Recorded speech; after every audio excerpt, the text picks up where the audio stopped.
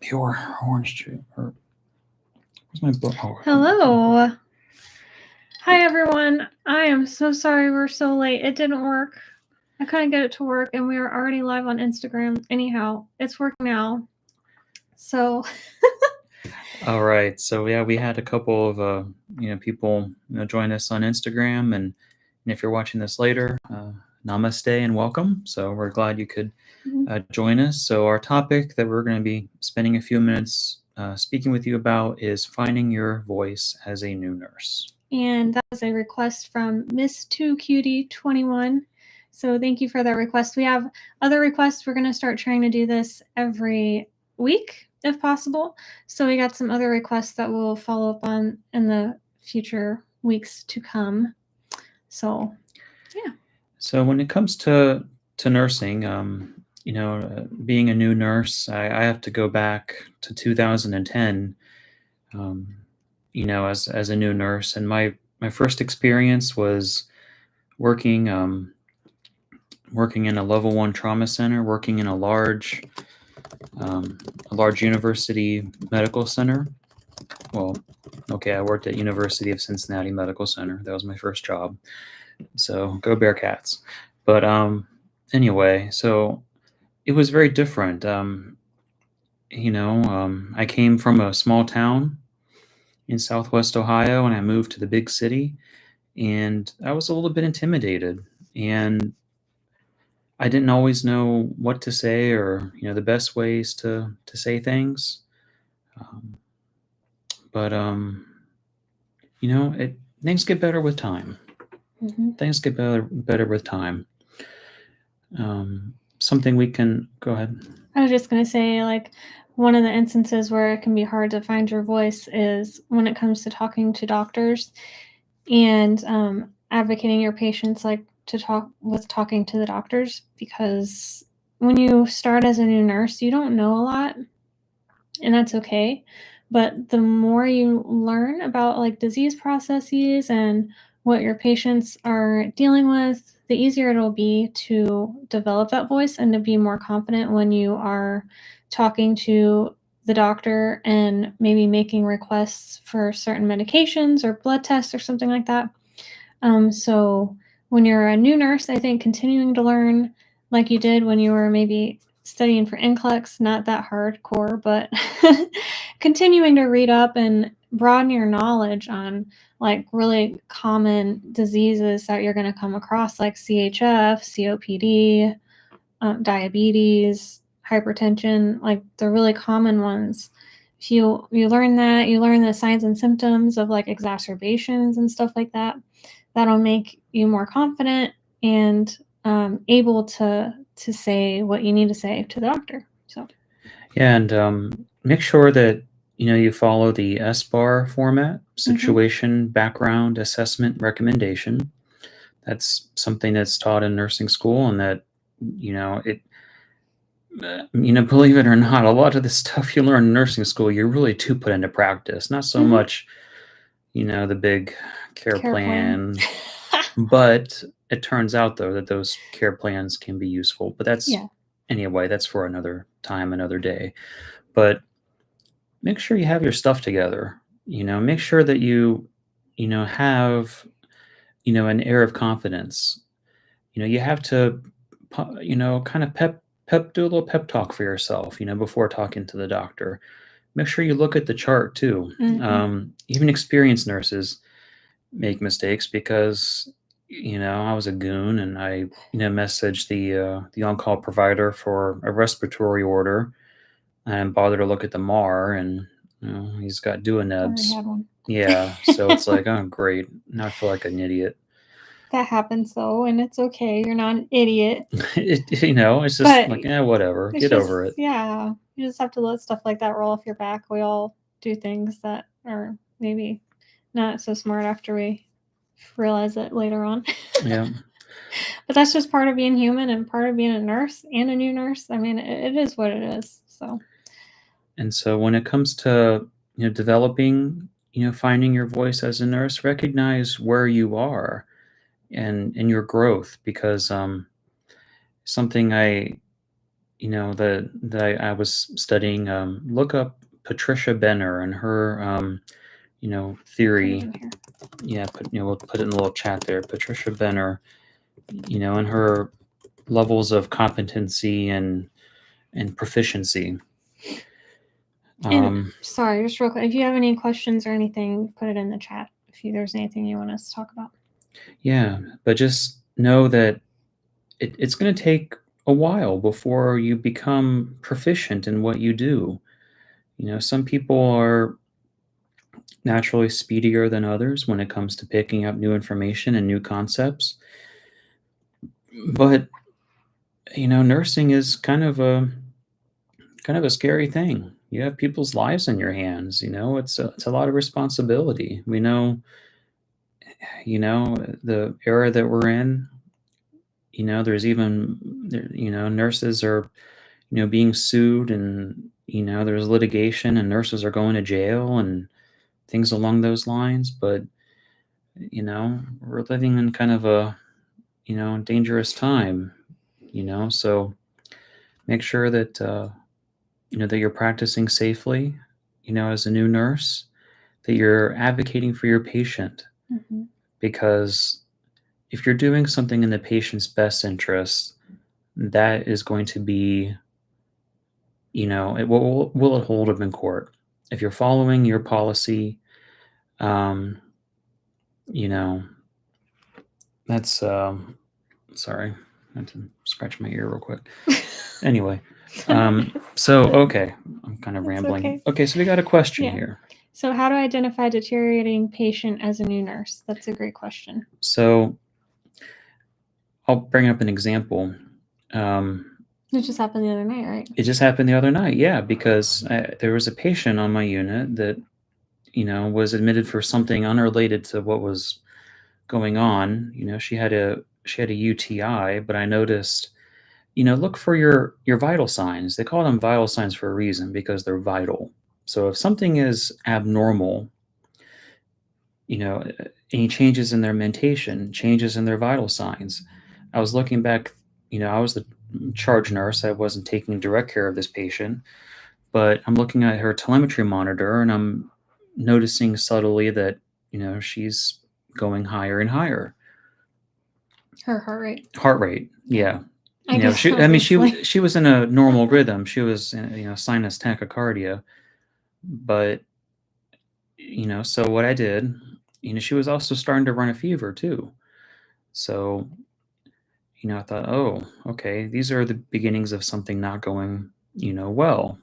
So I called what we call the clinical resource nurse.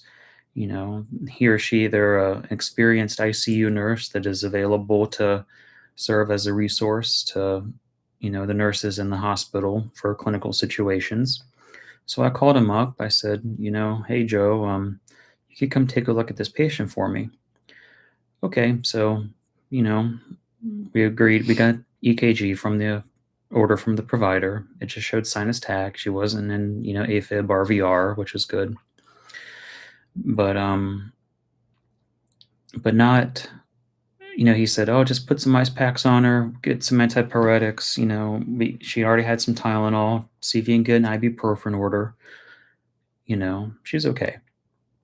Not half hour, 45 minutes later, her blood pressure is dropping, fever is going up, she's going hypoxic. Which means? Her oxygen sats were dropping. Yeah. She's getting hypotensive. Her MAP, her mean arterial pressure, that's one of the indicators that you look for. You want your MAP to be above 60 to 65. So, you can calculate a MAP. Can you explain what that is a little bit? Geez. It's like... It has to do with what the systolic and diastolic... Yeah, it's a function of that, so... Sorry, I put you on the spot. Yeah, you did. Thank you very much. But anyway... So it was low. It was Her low. Blood pressure was low. Her blood pressure was too low. And so we had a doctor and the CRN, they put a new IV line in her. They're both squeezing bags of LR, lactated ringers, into this woman. They gave her 3 liters of fluid bolus. I mean, goodness, But so, pay attention to your patients. If you work in the hospital, if you work, on the hospital floor, inpatient, and you have the same patient for a couple nights in a row, pick up on little changes. Are they a little drowsier than normal? Are they, a little bit more sluggish? Some things you're going to be able to recognize pretty clearly. I walked in on a patient I was taking care of last year, and she started slurring her words. I thought, oh God, Obvious, yeah. she's having a stroke. So we called a stroke alert. And yeah, sure enough, she was having a stroke. She got a thrombectomy later that night. Helped preserve her function, saved her life. So, you have to, know in your gut, just also know in your gut, this doesn't feel right. And like in the long-term care setting, you don't have like EKGs set up and like continual monitoring set up to your patients, but you go in and you see a patient with increased respirations, that's a good sign that something is not right. That can indicate like a few different things, really: heart failure exacerbation, COPD exacerbation. Pulmonary embolism. Yeah, so looking at their respirations and actually counting them, if they seem a little higher, is important. And then, of course, you want to go into checking their vitals after you identified that, check their O2, maybe get them on oxygen if you need to, a couple liters, and then let the doctor know. In long-term care, it's hard because you don't have a doctor there generally. So you kind of have to put something in place and then call the doctor, like putting oxygen on and then calling the doctor, or repositioning them, something. There's usually a nursing intervention you can do before calling the doctor to try to help mitigate the situation. And then ultimately, you just call EMS if they're very obviously deteriorating. They're breathing rapidly, their oxygen won't come up, they're, little loopy or whatever. So, yeah, those are some things. Of course, before you do any of that stuff, verify code status. Mm-hmm. That's something very important. DNR does not mean do not treat. Right. So, you still put oxygen on and send them to the hospital and all that. Sometimes, because some patient family members, they have directives where they don't want to be sent out. That's true. So you just have to know. And that's good to you need to know that before that happens, if possible. So, anyhow. So finding your, being a new nurse, if you're, finding your voice, if you're noticing something is wrong, if you're, Samundra, if you're, seeing that, that deterioration as a new nurse, you might feel a little timid bringing that up to the doctor. But if you have the patient's best interests, if you're looking at the data, it's objective. This is what's happening. It's going to be hard to argue with you. You're in the right, so you shouldn't have any pushback from if the provider with with half a brain. You shouldn't have any kind of pushback. And if you do, who cares? Because you're advocating for the patient. So if you get a snotty doctor, whatever, if you ended up being wrong and, they actually weren't in a terrible situation health-wise, who cares? You learned something and you are still acting in the patient's best interest. So, yeah, just don't be too hard on yourself. So it'll come with time. Yeah, and as a new nurse, when it comes to finding your voice, sometimes your voice is stifled by other people in the form of bullying, or you might hear it called horizontal violence or lateral violence. And, the term, gaslighting is very, popular nowadays. That's not the same as bullying. It's not equivocal. It can be a form of bullying, but that's more like psychological manipulation, which is pretty cruel and very evil. So if you feel like, make sure you look up to see what gaslighting is. Because if you feel like that's happening to you, um, yeah, that's something to take up with management for sure. And you were very welcome, by the way. Yes. So, there was the phrase, I'm sure you've heard it before, nurses eat their young. And that happened to me when I was a new nurse. Me too.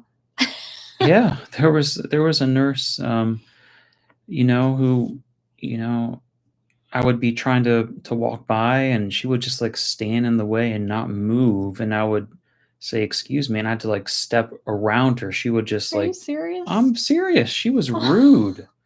She was extremely rude. Goodness. And I'm like, what the heck did I do to you? I mean, so it's like, you got to know when to let some things go and when to press it. So that can be kind of a judgment thing. If you feel like you're being bullied, if you can, sometimes avoidance is okay. Just try to avoid the person that's giving you trouble. If you can do that, that can be fine.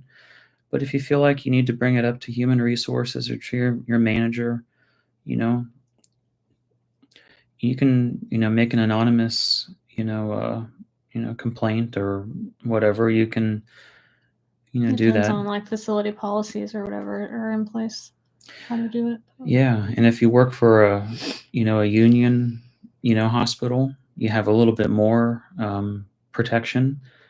Union hospitals, union organizations are great. Um, in my opinion, anyway. From your experience. From my experience, yeah, because they advocate for the nurses. You have a voice. They help you to get a voice. And as a new nurse too, finding your voice, I would recommend joining your state's professional nursing association. We live in Florida, so I'm a member of the Florida Nursing Association and thereby a member of the American Nurses Association. So oftentimes you get dual state and national membership. And they have, different books available, discounted prices, and webinars and different resources that can help new nurses. So I would highly recommend joining your state's professional nursing organization. All right. I think that's about it for tonight. Thank you guys for watching. And let us know if you have any questions. Put them in the comments. We love hearing your guys' comments and suggestions. And hopefully we'll be back next Monday. Yeah, so sorry you guys haven't seen much of Ben the RN. So hopefully you'll see more of me a little bit later, because I know how much you like to look at my salt and pepper gray hair and my goofiness and stuff. All right. See you guys later. Bye. All right. Bye.